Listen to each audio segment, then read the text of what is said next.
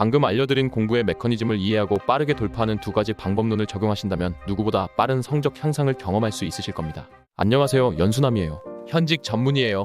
분명 공부는 열심히 한 것 같은데 기대한 만큼 성적이 안 나오시나요? 성적이 빨리빨리 올라줘야 원하는 곳에 합격할 수 있을 것 같은데 마음만 초조하다고요. 오늘은 여러분의 성적이 천천히 오를 수밖에 없는 이유와 그럼에도 빠르게 성적을 올릴 수 있는 방법에 대해 다루어 볼 건데요. 사실 공부의 효과를 금세 느끼지 못해도 조바심을 낼 필요가 없습니다. 어떻게 보면 당연한 건데요. 공부를 했을 때 지식이 완성되기까지 일정 수준 이상의 공부량이 필요하고요. 그 지식이 완성이 되어 있지 않다면 시험의 출제 방향에 따라 언제든 무너져 버릴 수가 있기 때문입니다. 그리고 우리는 완성되어 있지 않은 지식을 가지고 매번 시험을 보기 때문에 성적 향상이 더디다고 느끼는 거고요. 진정으로 한 과목을 마스터하고 그에 따른 성적이라는 성과를 내기 위해선 다음과 같은 두 가지 메커니즘이 수반되어야 합니다.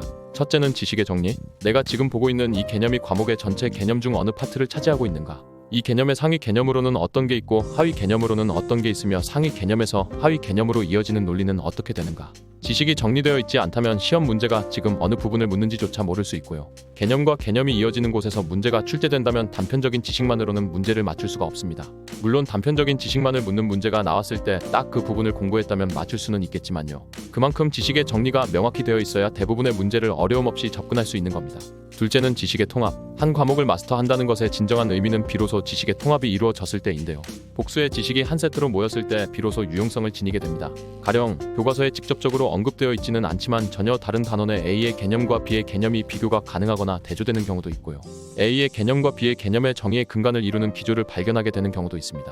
그 과목에 깔려있는 근본적인 기조가 결국 그 과목이 궁극적으로 말하고자 하는 핵심 메시지를 담고 있고요. 이를 파악하고 있는 사람만이 진정으로 그 과목을 마스터했다고 할 수 있는 거죠. 이러한 경지에 이르면 아무리 어려운 난이도의 문제가 출제돼도 맞출 수가 있는 겁니다. 과목의 난이도가 높을수록 여러 가지 정보가 복잡하게 얽혀 있고요. 지식을 하나로 묶고 활용할 수 있게 되는 데는 많은 시간이 소요됩니다. 가장 안타까운 상황은 지식을 어느 정도 습득하고 통합이 완성되기 직전인데 성적이 정체기를 겪는다는 이유로 공부를 중단하는 건데요. 이렇게 되지 않도록 지식의 정리부터 통합까지 빠르게 진행될 수 있도록 해야겠죠? 그 방법을 역시 크게 두 가지로 나눠서 설명드릴 건데요. 가장 중요한 전제는 공부의 절대량 채우기입니다. 스스로의 경험과 주위에 누가 봐도 빠른 성적 향상을 보였다는 케이스를 잘 살펴보면 절대적인 공부 시간에서 기인한 넘사벽의 공부량을 채웠다는 것을 알 수 있는데요.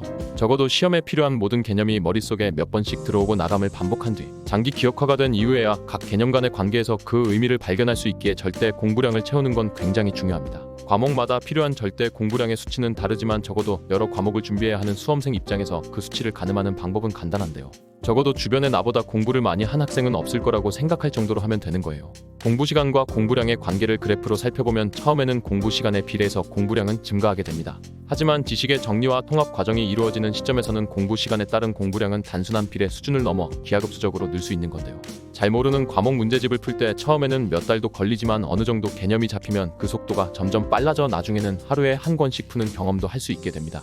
몇 달에 걸쳐 문제집을 한 권 푸는 학생과 하루에 한 권 문제집을 푸는 학생은 공부 시간에 따른 공부량 차이는 넘사벽으로 벌어지는 거고 후자의 학생은 남들보다 훨씬 빠른 성적 향상 기차를 탈 수 있는 거예요. 공부의 절대량을 채우는 게 중요한 걸 알았다면 어떤 식으로 채워 나갈지를 고민해 볼까요? 심플하게 두 가지 방식을 생각할 수 있을 것 같은데요. 크게 쉬운 개념부터 마스터하는 방식과 어려운 개념부터 마스터하는 방식이 있습니다. 보통의 경우는 쉬운 개념부터 마스터하는 게 나은데요. 아무 배경 지식이 없을 때는 당연히 같은 시간을 공부했을 때 머릿속에 많이 남는 건 쉬운 부분이고요. 이게 나머지 어려운 부분을 공부할 때 배경 지식이 되어주기에 더 빠르게 정리가 가능해집니다.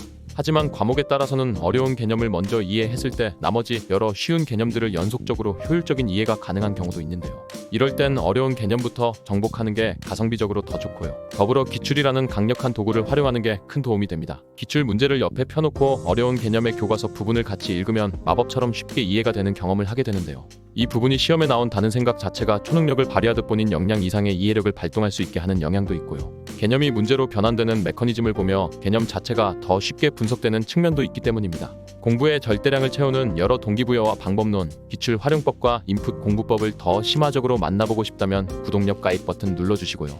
강력한 암기 스킬을 기반으로 각 과목들을 정복해 나가고 싶으신 분들은 고정 댓글란 연수남 암기법 책을 참고해주세요. 방금 알려드린 공부의 메커니즘을 이해하고 빠르게 돌파하는 두 가지 방법론을 적용하신다면 누구보다 빠른 성적 향상을 경험할 수 있으실 겁니다.